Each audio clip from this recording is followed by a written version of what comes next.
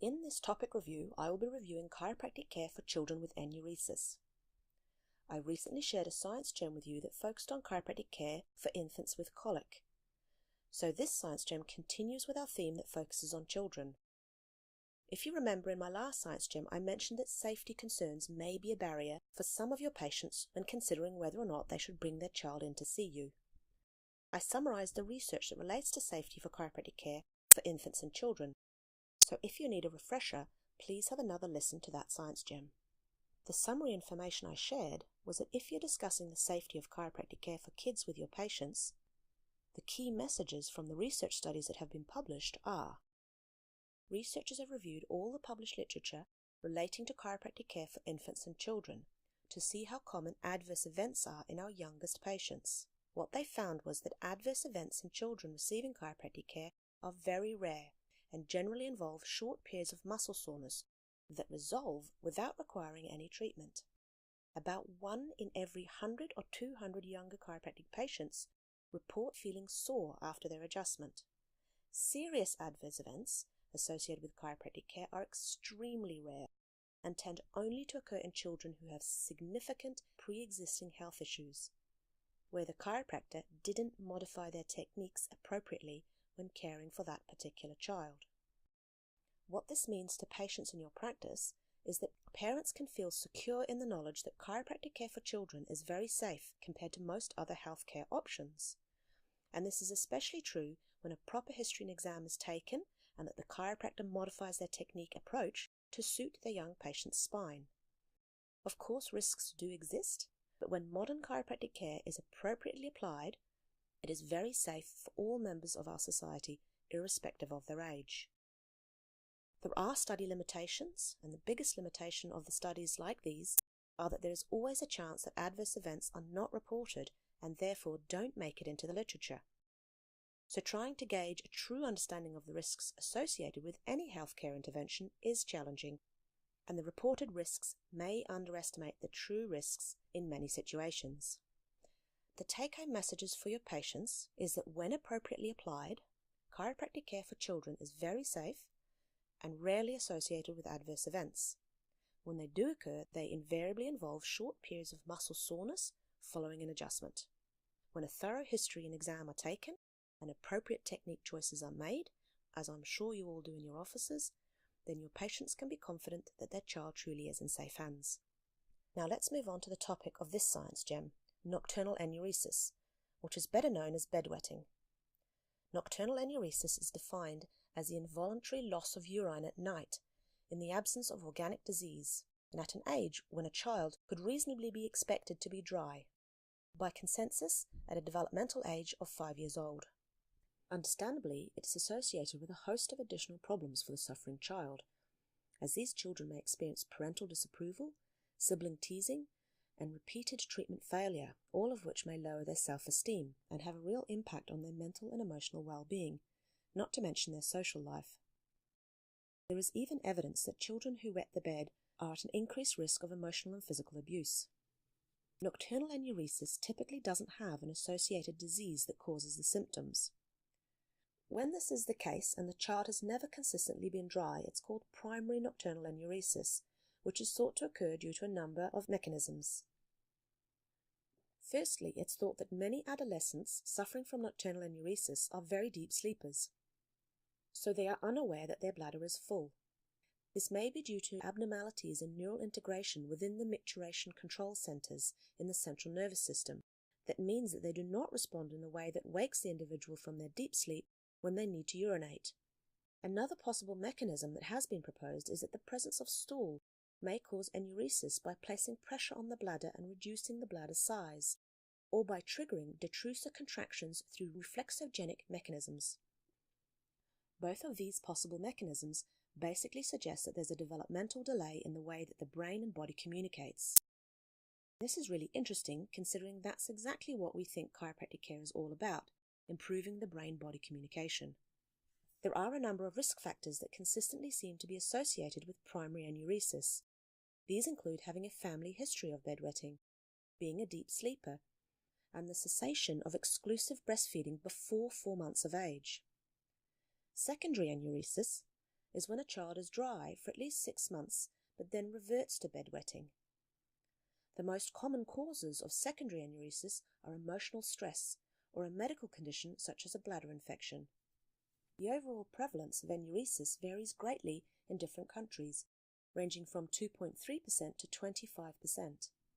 Conventional management of enuresis includes behavioral therapy, alarm therapy, and pharmacological therapy.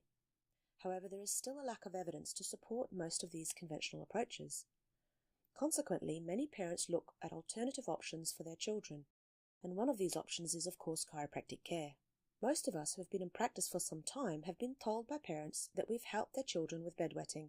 Sometimes this may even involve the cessation of bedwetting after a single visit. Considering that bedwetting ceases spontaneously in almost every case, it's difficult to say whether it's the chiropractic care that really helped these children or whether it was just a lucky coincidence. Of course, I'm quite convinced that when we do adjust these kids, we will improve their brain-body communication, so it's logical that issues like bedwetting may improve. But let's take a look at the research and see what it tells us about this link. If we take a look at the bottom of the research clinical pyramid, there's a whole heap of case studies and case series that have been published that suggest chiropractic care may help these kids. One case series followed 33 consecutive chiropractic patients for 12 months who had presented with nocturnal enuresis. The authors reported that 22 patients showed resolution of their bedwetting during the follow-up period, which equated to a 66.6% resolution rate. Of course, the argument with case studies and case series is that you can't rule out natural progression in these patients. So we need to look at experimental trials that have also been conducted to see what higher level of evidence is available. In 2011, a Cochrane review was published that reviewed the literature relating to a variety of complementary and miscellaneous interventions. They reported that there was weak evidence that suggests chiropractic care may help children with nocturnal enuresis, but pointed out that they based their conclusions on a single chiropractic trial.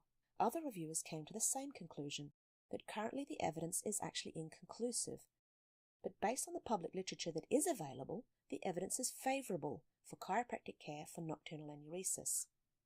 Remember that scientific reviewers really don't like to make conclusions based on a single study, because all studies have limitations. So scientists want to see a number of studies that all say the same thing before they're willing to come forward and put a stake in the ground and say that an intervention actually works.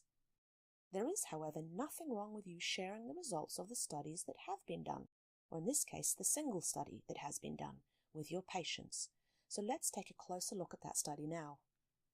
The study the reviewers were talking about was conducted back in 1994 by Reed et al. And was a controlled clinical trial that investigated the effects of 10 weeks of chiropractic care on the frequency of wet nights in 46 children with nocturnal enuresis.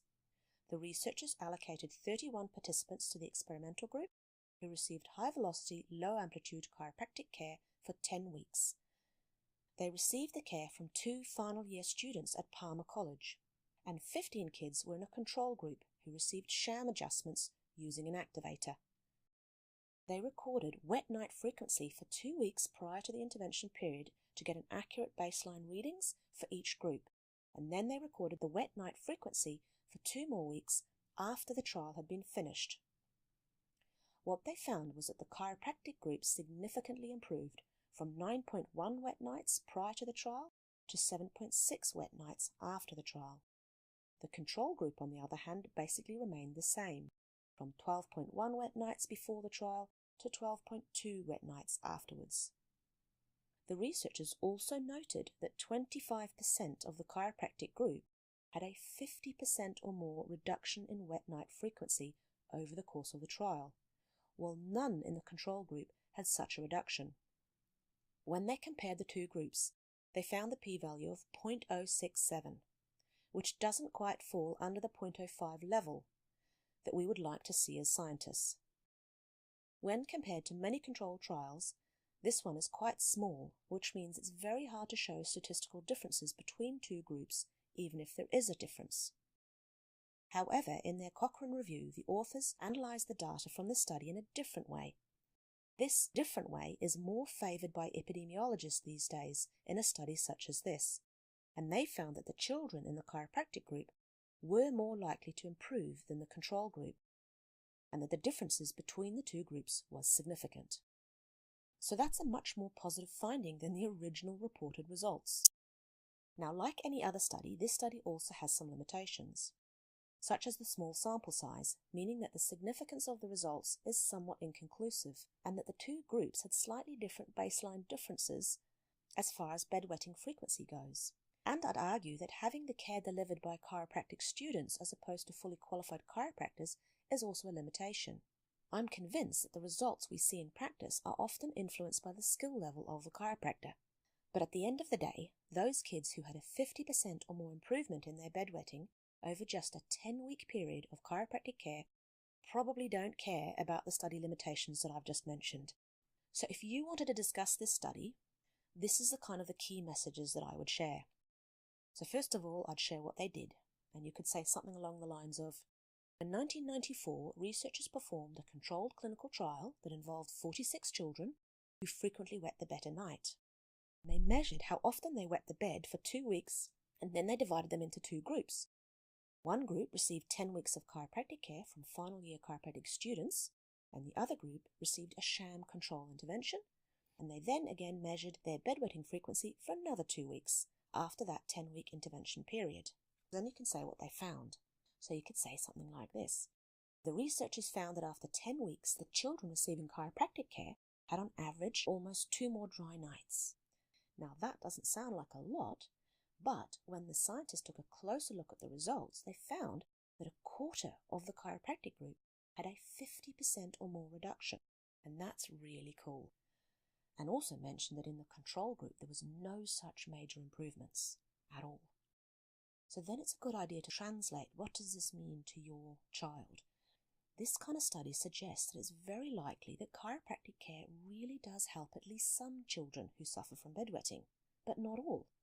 So parents of children suffering from bedwetting should at least consider getting their child checked by a chiropractor, because it could, for that child, make a real big difference. And if chiropractic care does help that child, this will of course have a big impact on the child's quality of life in many ways. And then finally, I'd also remember to mention study limitations. And what you could say in that case is that this study does have some limitations that you should be aware of. This is sort of what you'll tell the parents. You could say that the original statistical analysis suggested that the difference in improvements between the group wasn't quite significant, but this is probably due to the study being relatively small. However, when the study was reanalyzed more recently using current statistical approaches, the difference is significant and is in favor of the chiropractic group. There were also differences between the groups at baseline, which in a small study like this can impact the outcomes. But I'd also mention that the chiropractic care was delivered by chiropractic students, and that this could also be considered a limitation, and that fully qualified chiropractors may have an even better result. So I'd say that the take-home messages for your patients about this study are that in a controlled clinical trial that investigated the effects of 10 weeks of chiropractic care on bedwetting in children, that the children who received chiropractic care improved significantly in their frequency of bedwetting. The control group did not improve at all. And it's important to note that 25% of the kids who received chiropractic care actually improved by 50% or more over the course of the study, which is a really big improvement only over 10 weeks. Parents of kids suffering from bedwetting really should consider giving chiropractic care a go, because it could really make a big difference to their child's quality of life. In this Science Gem, I've recapped the safety record of chiropractic care for kids, and I've summarized the research that suggests that chiropractic care can help some kids suffering from bedwetting. Remember that bedwetting can have a huge impact on children's mental, emotional, and social well-being. So like always, please share this information with your patients and your communities and help us to enlighten the world about the science of chiropractic. And together we can achieve our mission of a world of people expressing optimal potential.